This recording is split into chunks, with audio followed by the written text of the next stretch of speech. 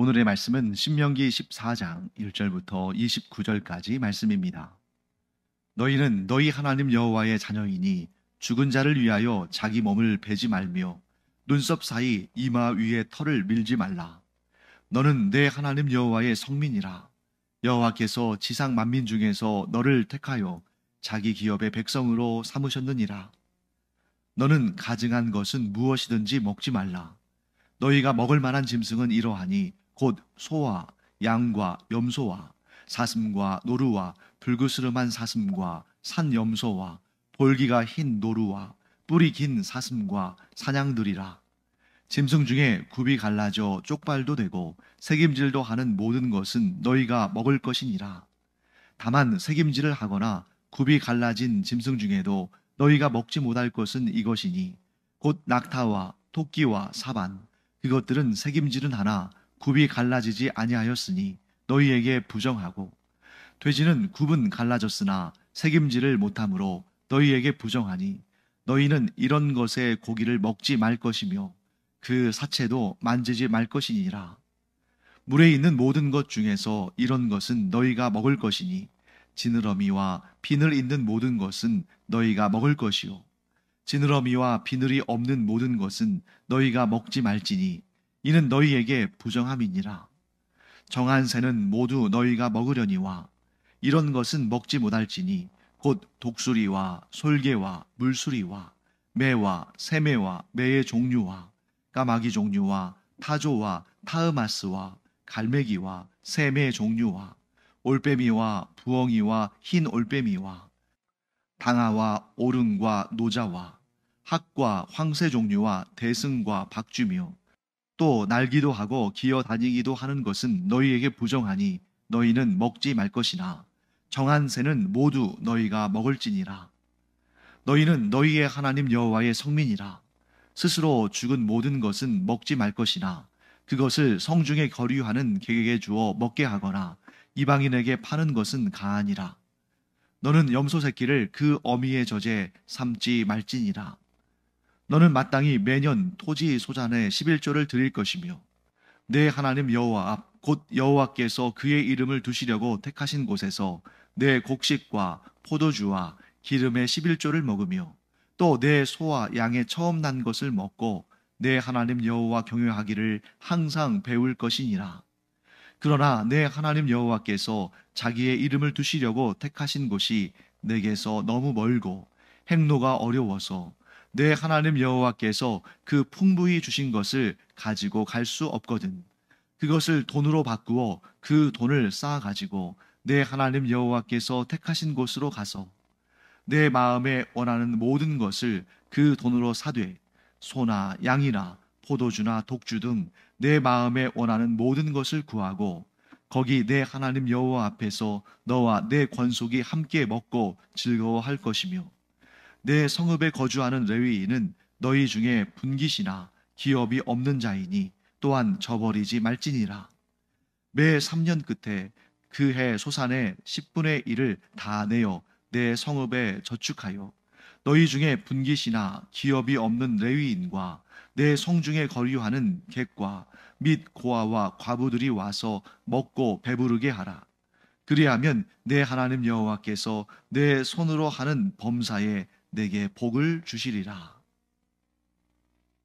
네, 오늘 우리가 읽은 신명기 14장에는 하나님께서 이스라엘 백성들에게 명하시는 몇 가지 규례들이 등장합니다. 그 각각을 살펴보도록 하겠습니다. 제일 먼저 등장하는 내용은 금지된 애도법, 즉 사람이 죽었을 때에 이런 일은 하지 말아라 하시는 하나님의 규례가 등장하는데요. 1절 말씀에 이렇게 말씀하시죠. 죽은 자를 위하여 자기 몸을 베지 말며 눈썹 사이 이마 위에 털을 밀지 말라. 자기 몸을 벤다는 것은 자해하는 것을 의미합니다. 그리고 눈썹 사이 이마 위에 털은 이게 무슨 털일까 하고 궁금하신 분도 계시겠습니다만 아주 단순하게 생각해 보세요. 눈썹 사이에 있고 또 이마 위에 있는 그런 머리카락을 말하는 거죠. 머리카락과 또 얼굴에 있는 그런 털들을 밀지 말아라 하고 말씀하는 것입니다. 그 이유는 무엇인가? 자, 그 규정의 앞뒤에 이런 내용이 있죠. 1절은 이렇게 시작합니다. 너희는 너희 하나님 여호와의 자녀이니. 그리고 2절은 이렇게 시작하죠. 너는 내 하나님 여호와의 성민이라. 이 말씀은 뭐냐면 이 자해하는 것, 또 죽은 자를 위해서 자해하는 것, 또 뭐 죽은 자를 위해서 뭐 머리털을 미는 것, 이런 일들을 하나님께서 지시하시는 이유는 너희가 하나님의 자녀들이고 또 너희가 하나님의 성민이기 때문이다. 그 말씀은 이제 이스라엘 백성들이 약속의 땅 가나안 땅에 들어가게 될 텐데 그 땅에 우상을 섬기는 자들의 풍습들이 있는데 그 중에 하나가 죽은 자를 위해서 자해하고 죽은 자를 위해서 머리털을 밀고 이런 일들이 있는데 그런 일을 하지 말아라. 왜냐하면 너희는 하나님의 자녀이고 하나님의 성민이기 때문이다. 자, 그 안에 어떤 의미가 담겨 있을까요? 하나님의 자녀들, 하나님의 성민은 몸도 자기가 마음대로 원하는 대로 내키는 대로 해서는 안 된다는 거예요. 특히 여기에서 죽은 자를 위해서 자기의 몸에 해를 입힌다는 것은, 자, 죽은 자를 위해서 자기의 몸을 벤다는 것은 뭔가 죽은 자에 대해서 산 사람이 할 수 있는 일이 있다라고 생각하는 것이고, 또 다른 편으로 본다면 죽은 자가 산 사람과 어떤 형태로든 간에 영향을 주고받을 수 있다라는 그런 우상 숭배자들의 생각이 배어 있는 전통입니다. 그러니까 오늘날 우리도 마찬가지죠.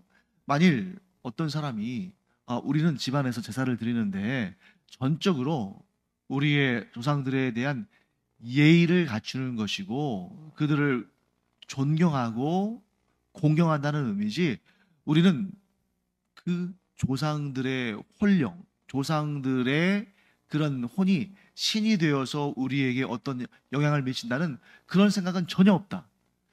정말 제사를 제대로 드린다면 그런 생각을 할 수 있을까요? 그런 생각할 수 없죠. 정말 제사를 제대로 드린다면 그 돌아가신 조상님의 그 혼이, 그 영이 지금 이 자리에 와서 우리가 그 조상들을 위해서 드리는 제사를 받고 또 그들이 이 제사를 받음으로 말미암아 뭐 기분이 좋았든 또는 뭐 기특하게 여겼든 뭔가 그 후손들이 잘 되고 복되게 하는 데에 뭔가 영향을 미칠 수 있다. 직접적으로든 간접적으로든 그런 생각이 있으니까 제사를 드리는 거 아닙니까? 근데 이것이 바로 우상을 숭배하는 자들의 특징이라는 거죠. 죽은 자가 이 세상에 살아남아 있는 자들을 복을 줄 수도 있고 해를 끼칠 수도 있고 뭔가 영향력을 행사할 수 있다라고 생각하는데 그게 아니라는 것입니다. 우리 하나님을 믿는 사람들은 오직 하나님만이 이 세상에서나 저 세상에서나, 그래서 천국이죠. 천국이나 지옥이나 그 권세와 능력을 행사하실 수 있는 분은 오직 하나님뿐이시지 결코 죽은 자가 살아있는 자의 삶에 영향을 끼칠 수 없다. 뭐 가령 예를 들면 이렇게는 우리가 생각할 수 있겠죠. 조상이 하나님을 잘 섬기고 하나님의 말씀에 순종함으로 말미암아 그것을 기쁘게 여기신 하나님께서 그들의 그 삶을 돌아보시고 칭찬하시고 말씀하신 대로 자손 천대까지 복을 내리시는 그런 역사를 우리 기대할 수 있습니다. 반대로 그 조상이 하나님의 말씀을 어기고 하나님 앞에 죄를 지었을 때에 하나님께서 그 죄값을 자손 3, 4대에 이르게도 하실 수 있으십니다. 그럴 때에 그 조상들이 그 후손들에게 어떠한 영향력을 행사하는 것이 아니라 그들의 삶을 지켜보신 하나님께서 그 후손들에게 상도 주시고 복도 주시고 징계도 하시고 저주도 내리시는 그런 것, 즉 하나님께서 하시는 일이지 사람이 죽은 다음에도 여전히 이 세상에 영향을 미치는 그런 일은 없다 하고 말씀하시는 것입니다. 그러므로 우리는 죽은 조상들에 대해서 우리가 어떠한 그 행위를 통해서 뭐 복을 받든지 뭐 화를 입든지 그런 생각 할 필요 없이 살아있는 동안에 하나님의 자녀로서, 하나님의 성민으로서 우리의 영혼뿐만 아니라 우리의 몸도 하나님의 것이니까 그것을 하나님의 뜻대로 잘 보존하는 그런 노력을 해야 한다 하는 것을 보게 되는 거죠. 그 다음에 이제 우리가 잘 알고 있는 정한 짐승과 부정한 짐승, 먹어서는 안 되는 짐승과 먹어도 되는 짐승, 그 구별을 한 율법의 내용들을 보게 되는데요. 우리가 레위기에서도 이 내용을 자세히 살펴봤죠. 자, 어떤 짐승은 먹을 수 있고 어떤 짐승은 먹을 수 없는가? 하나님께서 아주 간단한 규정을 두셨습니다. 그래서 색임질을 하고 굽이 갈라져 있는, 또 굽이 갈라져 있으면서도 색임질도 하는, 둘 중에 하나만 해서는 안 돼요. 둘 다. 즉 굽도, 발의 굽도 갈라져 있고 색임질도 하는 그런 육지 동물, 그런 짐승들은 먹을 수 있다.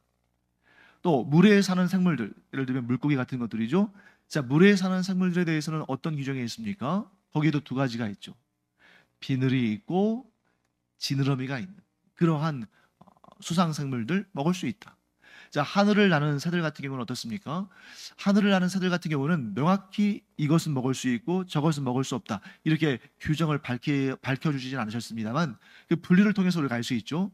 예를 들면 뭐 까마귀나 독수리의 일부와 같이 사체를, 즉 짐승의 사체를 먹고 사는 그러한 조류, 혹은 뭐 매나 또 뭐 올빼미 같이 그렇게 살아있는 생물을 사냥해서 잡아먹고 사는 그러한 조류들, 이런 종류의 조류들은 좀 먹지 말아라.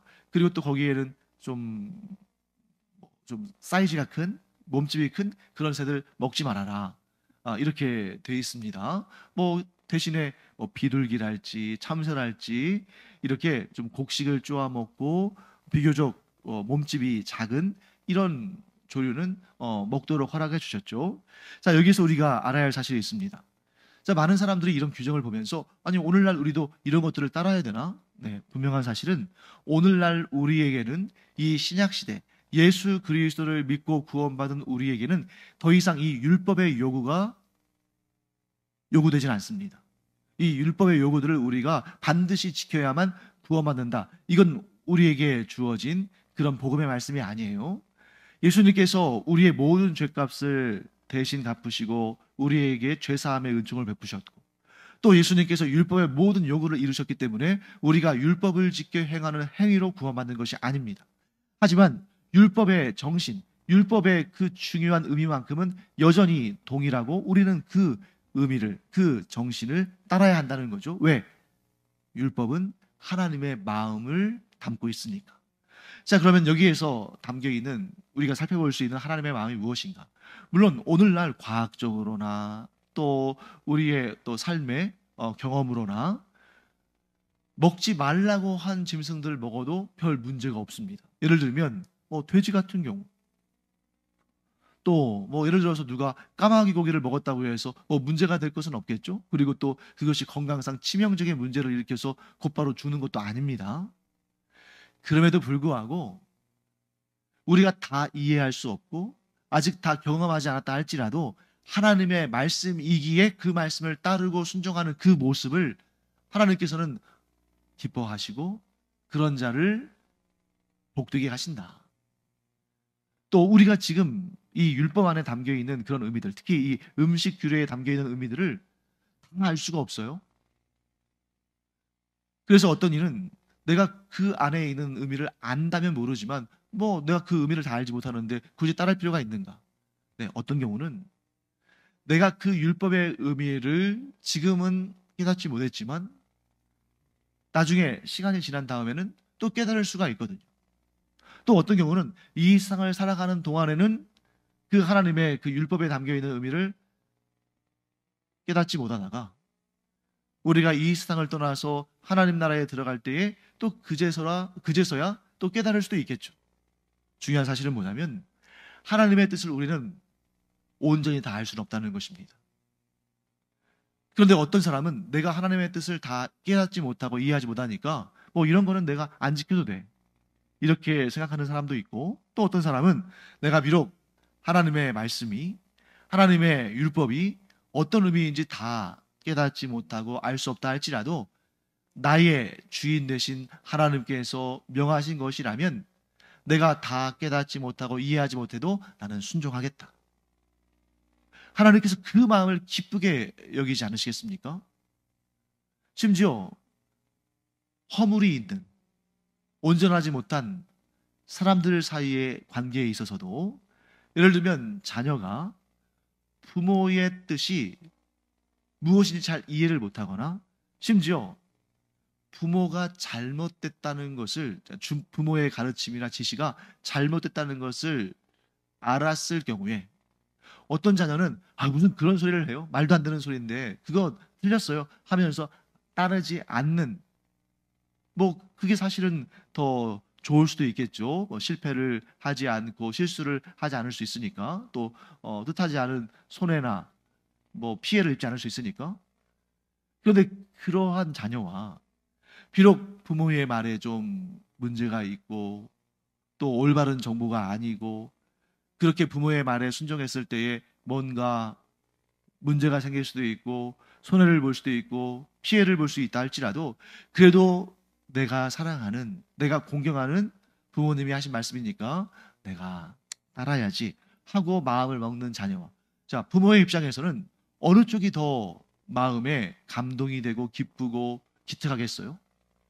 자, 죄와 허물과 문제가 있는 사람도 자기의 말에 순종하는 자녀가 기쁘고 더 사랑스럽고 더 잘해주고 싶을 텐데, 하나님은 실수가 없으신 분이시고 오류가 없으신 분이시고 잘못하지 않으시는 분이시고 죄가 없으신 분이신데, 전지전능하신 분이신데, 모든 것을 아시고 가장 좋은 길로 인도하시는 분이신데, 설령 우리가 그 뜻을 알지 못하고 제대로 깨닫지 못했다 할지라도 하나님이 나의 하나님이시니까, 하나님이 나의 주인이시니까 내가 다 이해하지 못하고 깨닫지 못해도 나는 하나님의 말씀을 받들고 그 말씀대로 순종하며 살아야겠다, 이렇게 마음 먹는 자를 하나님께서 얼마나 기뻐하시고 그에게 상과 복을 차고 넘치도록 주시겠습니까?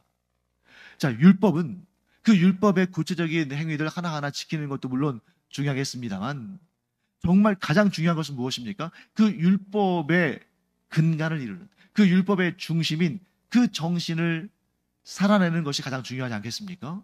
그래서 우리가 기본적으로 이 율법 안에는 어떤 의미가 담겨 있다고 봐야 됩니까?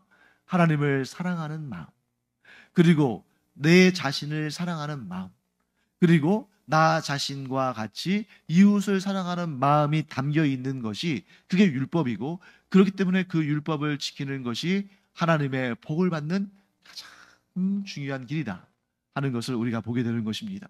그러니까 우리가 구원을 받기 위해서 율법을 지키는 것은 아니에요. 또 율법의 모든 행위를 지켜야만 구원받는 거 아닙니다. 우리는 예수 그리스도를 구주로 영접하고 내 죄값이 다 갚아져서 내가 의롭다 여기심을 받고 구원받는다는 이 사실을 기억해야 됩니다. 하지만 그럼에도 불구하고 성경에 있는 이런 계명들, 규례들, 명령들 지켜야 되는 이유는 뭐냐면, 그것이 곧 하나님을 기쁘시게 하는 일이고, 하나님을 기쁘시게 한 자는 반드시 하나님께서 상과 복을 주신다 하는 것을 꼭 기억하는 우리가 되기를 간절히 축원합니다. 그리고 오늘 이제 이 신명기 14장의 후반부는 11조에 대한 내용을 다루고 있죠. 11조. 네. 하나님은 언약 백성인 이스라엘 자손들에게 11조를 드리라고 명령하십니다.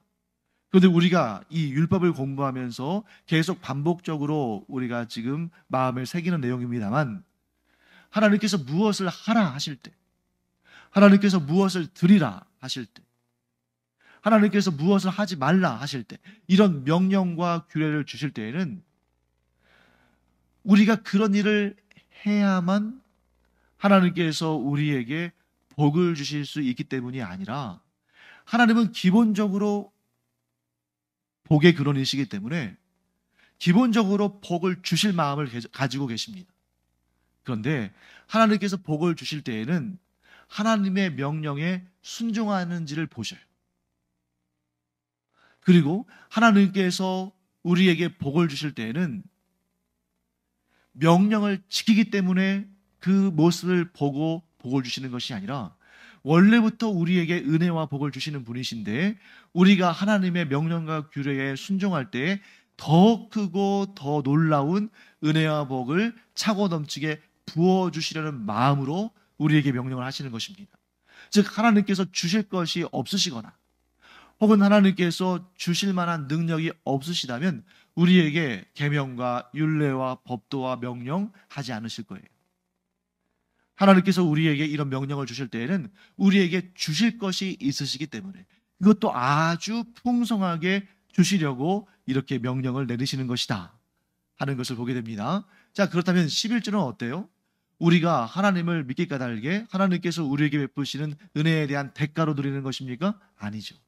하나님께서 우리에게 11조를 드리라고 명령하신 것은 더 많고 더 크고 더 위대하고 더 영원한 복을 주시기 위해서 그와 같은 명령을 주시는 것이다 하는 것을 꼭 기억하기 바랍니다.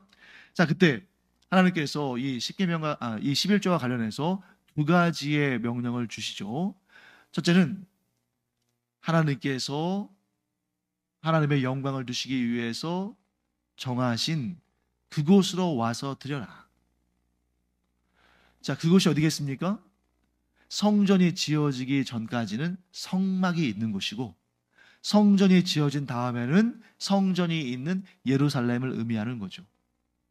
그렇게 하나님께서 정하신 곳으로 와서 하나님께 11조를 드리는데 자기의 거처가 하나님께서 정하신 곳으로부터 너무 멀리 있으면 자기의 그 11조의 뭐 곡식이든 가축이든 이런 것을 끌고 오려면 너무 힘겨운 일이잖아요. 그냥 자기 몸만 가지고 오기에도 힘들고 고단한데 거기다가 그 11조의 재물들과 이런 것들을 다 짊어지고 끌고 오려면 너무나 힘드니까 그런 경우에는 돈으로 가져와서 하나님의 정하신 그 성읍에 와서 그 돈으로 필요한 것들을 사서 하나님께 드려라. 이렇게 말씀하십니다. 또 한 가지 이런 내용이 있습니다. 23절 말씀 볼까요? 내 하나님 여호와 앞 곧 여호와께서 그의 이름을 두시려고 택하신 곳에서 내 곡식과 포도주와 기름의 11조를 먹으며.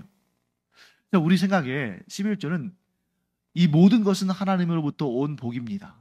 이 모든 것은 하나님의 것입니다 하는 것을 그 믿음을 선포하면서 하나님께 바치는 것으로 우리가 알고 있는데 맞는 말이죠. 그런데 왜 그 11조를 먹으라고 하셨을까?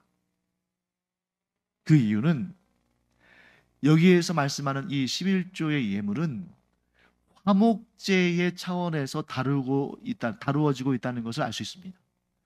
자, 예를 들면 속죄제, 속건제 이런 제사는 하나님께 드리는 거죠. 그러면 그 중에 일부는 제단에서 태워서 그 향기로운 향기를 하나님께 올려드리고 그 다음에 남은 부분은 제사장의 몫으로 돌립니다.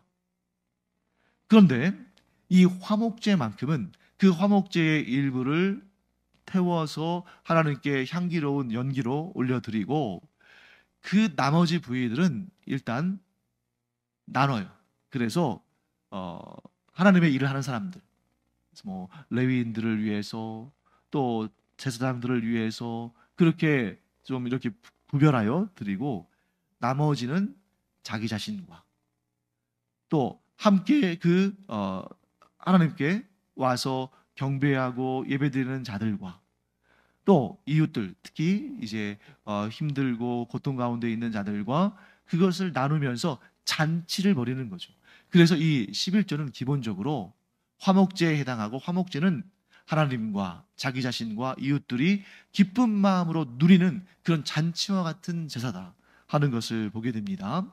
그래서 이 11조, 이 11조라는 이 규정은 하나님과 자기 자신 외에 제3자, 즉 내가 하나님께 드린 예물을 가지고 유익을 맛보는 자들이 함께 어우러지는 그런 예물이다. 자, 오늘날 우리도 마찬가지입니다. 우리가 이 율법을 준수하기 위해서 11조를 드리는 건 아니에요. 우리는 왜 11조를 드립니까? 그 11조의 정신, 모든 것은 하나님의 것임을 선포합니다. 그리고 하나님께서 이웃과 함께 나누라 하신 그 섬김의 도를 행하기 위해서 11조를 하나님께 드립니다. 이런 마음을 가져야 한다는 거죠. 그래서 첫 번째, 11조에 담긴 첫 번째 의미, 내가 누리는 모든 것, 내게 있는 모든 것은 하나님의 것이며 하나님께서 은혜로 주신 것임을 선포합니다. 자, 이렇게 우리가 볼 수 있는 거죠. 그런 의미를 가지고 하나님께 드리는 예물이 바로 11조입니다. 자, 그 다음에 두 번째는 뭐냐면 이 11조는 나와 하나님 사이에서 주고받는 그러한 사랑의 표현이기도 하지만 거기에 대상 하나가 추가가 돼요. 그 커뮤니티 안에 있는 하나님께 성별된 자들, 여기에서는 레위인, 제사장 이런 사람들이죠. 그들에게는 하나님께서 기업을 주지 않으셨어요. 그러니 그들에게는 기업이 없습니다. 하지만 그들이 굶어 죽지 않을 수 있는 것은 하나님께서 친히 그 레위인과 제사장들의 기업이 되어 주셨기 때문에, 그래서 백성들이 자기가 얻은 기업에서 열심히 일해서 얻은 소출의 10의 1을 하나님께 하나님의 몫으로 드릴 때에 하나님은 그 10의 1, 그 분량을 하나님의 사람들, 즉 하나님이 친히 기업이 되어 주신 그 사람들, 레위인들과 제사장들에게 그것을 주어서 그들의 기업이 되게 하시는 거죠. 뿐만 아니라 그 마을에 있는 사회적인 약자들, 그래서 그냥 방치하면 죽을 수밖에 없는 사람들, 예를 들면 고아와 과부와 나그네와 가난한 자들, 이런 자들에게 은혜를 베풀도록 하신 것입니다. 여기 아주 중요한 의미가 담겨 있죠. 11조를 드림으로 말미암아 우리가 뭐라고 선포하는 것입니까? 제가 지금 이렇게 살아있는 것은 전적으로 하나님의 은혜입니다. 하나님께서 은혜로 저에게 풍성한 것을 공급해 주셔서 이렇게 생명을 유지하고 있습니다. 하나님이 주신 은혜에 대한 감사죠. 그런데 거기에서 그치는 것이 아니라 내가 하나님께 은혜를 얻었으니 나도 은혜가 필요한 자들에게 은혜를 베풀어야지. 여기까지 나가는 것이 11조의 정신이라는 거예요. 그리고 마지막으로 우리가 11조를 드려야 되는 것은 11조를 드리는 자에게 하나님께서 반드시 풍성한 복을 주시겠다고 약속하셨기 때문입니다. 우리가 하나님께서 풍성한 복을 주신데 그걸 나는 믿어 하면서 11조를 드리는 것도 물론 좋습니다만 그 마음 자세를 어떻게 갖는 게 좋냐면 내게 있는 모든 것은 하나님께서 은혜로 주신 것입니다라는 그러한 감사와 감격의 고백을 하는 것이 첫째요. 그리고 하나님께서 이렇게 11조의 예물을 드려서 하나님을 기쁘시게 하고 이웃들에게 은혜를 베풀면 하나님께서 잊지 않으시고 그에게는 반드시 복을 주신다 하는 그 하나님의 약속을 붙들고 11조를 하나님께 드리는 것이 두 번째가 되어야 됩니다. 이 두 가지가 함께 있어야 되지만 순서를 지켜야 돼요. 우리가 11조를 하나님께 드리는 이유는 무엇입니까? 내가 하나님의 은혜로 살고 있으니까.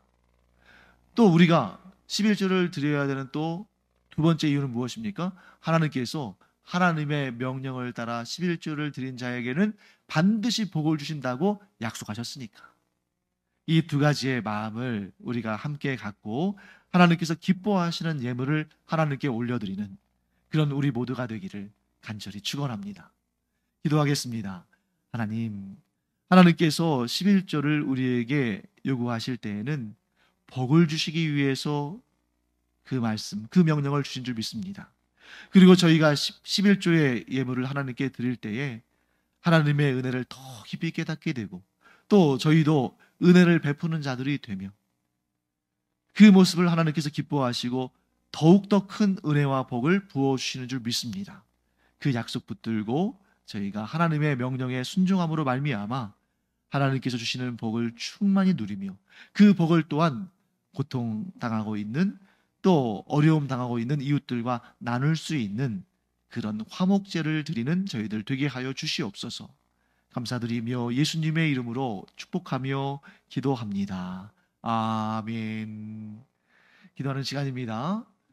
우리의 기도에도 이런 화목제적인 요소가 있죠. 나와 하나님 사이의 친밀한 관계뿐만 아니라 내가 누군가를 위해서 또 중보적인 마음으로, 합심하는 마음으로 그를 위해서 하나님께 기도를 드릴 때에 하나님께서 그렇게 기도하는 우리를 기뻐하시고 우리의 기도에 응답하실 뿐만 아니라 상과 복을 풍성히 허락하여 주실 줄 믿습니다. 그래서 우리가 기도할 때 하나님의 영광을 위한 기도, 나의 필요를 위한 기도, 또 이웃들에게 하나님께서 은혜를 베푸시기를 구하는 기도, 이런 기도하는 우리 되기 바랍니다. 기도하겠습니다.